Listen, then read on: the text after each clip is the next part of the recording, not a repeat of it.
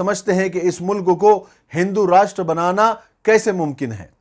हमारे दस्तूर के आर्टिकल 368 के मुताबिक अगर इस मुल्क को हिंदू राष्ट्र बनाना हो तो उसके लिए 4 शर्तें हैं। यानी अगर मौजूदा हुकूमत अगर ये 4 शर्तें पूरी कर दे तो वो आराम से इस मुल्क को हिंदू राष्ट्र बना सकते हैं, उनको कोई रोक नहीं सकता। वो 4 चीज़ें क्या हैं, आइए ज़रा गौर से सुन ले। सबसे पहले, हिंदू राष्ट्र के कानून को लोकसभा में बिल की सूरत में पेश करना होगा। लोकसभा के 543 एमपीओं में से 2/3 यानी 362 एमपी अगर इस बिल को पास कर दे तो हिंदू राष्ट्र का बिल लोकसभा में आराम से पास हो जाएगा। और बीजेपी के पास और उसकी हिमायती जमातों के पास इस वक्त 334 एमपी मौजूद है, उनको मजीद सिर्फ 28 एमपी की जरूरत है। दूसरी शर्त यह है कि लोकसभा से हिंदू राष्ट्र के बिल को पास करने के बाद राज्यसभा में पेश करना होगा। दस्तूरी चीज है।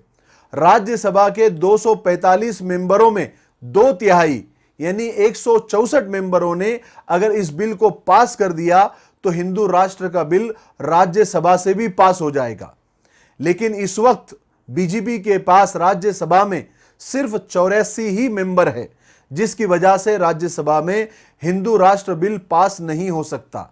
लेकिन याद रखें, 2022 में बीजेपी के पास 2/3 मेंबर राज्यसभा में हो जाएंगे, यह उनका टारगेट है। तीसरी शर्त यह है कि हिंदुस्तान के 29 असेंबलियों में से कम 15 असेंबलियों में इस बिल को पास करना पड़ेगा।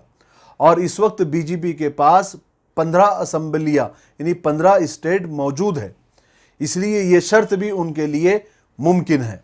चौथी शर्त यह है कि तीनों जगह से यह बिल पास होने के बाद यानी लोकसभा से, राज्यसभा से और 15 असेंबलियों से अगर यह बिल पास हो गया तो फिर यह सदर के पास बिल जाएगा। और अगर सदर हिंद ने इस बिल पर दस्तखत कर दिए तो यह बिल पास हो जाएगा।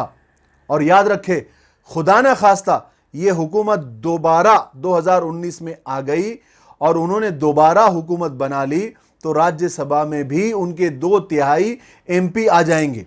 फिर उन्हें इस मुल्क को हिंदू राष्ट्र बनाने से कोई नहीं रोक सकता। फिर उसके बाद यह मुल्क जमहूरी मुल्क नहीं रहेगा बल्कि हिंदू राष्ट्र बन जाएगा। ना इलेक्शन होंगे, ना सियासत में कोई आ सकता। इसलिए बीजेपी के एमपी बार बार ये बयान दे रहे हैं कि 2019 का इलेक्शन ये आखिरी इलेक्शन होगा, इसके बाद कोई इलेक्शन नहीं होगा। मोहतरम हजरात, 2019 का इलेक्शन मुसलमानों के लिए बहुत बड़ी आजमाइश का इलेक्शन है। इसलिए उलमा, दानिशवरान और सेकुलर गैर मुस्लिम भाई भी सख्त तशवीश में मुब्तला है। इसलिए सारे मसलक के उलमा बड़े दर्द के साथ बार बार ये अपील कर रहे हैं और हम भी बार बार ये बोल रहे हैं कि इस इलेक्शन में किसी भी किस्म की गफलत न बरते। हर मुसलमान को चाहिए कि मसलकी इख्तलाफात, जमाती इख्तलाफात, बिरादरियों की इख्तलाफात, इन सब से ऊपर उठकर खालिस अल्लाह के दीन की हिफाजत के लिए वोट डाले। हर एक अपने पड़ोसियों को, ख़ानदान वालों को इस तरफ मुतवज्जे करें कि कोई वोट डाले बगैर न रहें। मुसलमानों के लिए ज़रूरी है कि वो कम से कम इस इलेक्शन में 100% वोट डाले और अपने वोटों को तकसीम किए बगैर मुत्तहिद होकर वोट डाले। मोहतरम हजरात, 2014 में बीजेपी के इख्तिदार यानी हुकूमत में आने की वजह मुसलमानों की 3 बड़ी गलतियां हैं। गलतियां इसलिए बताई जा रही है ताकि हम गलतियों से सबक सीखें। हदीस में है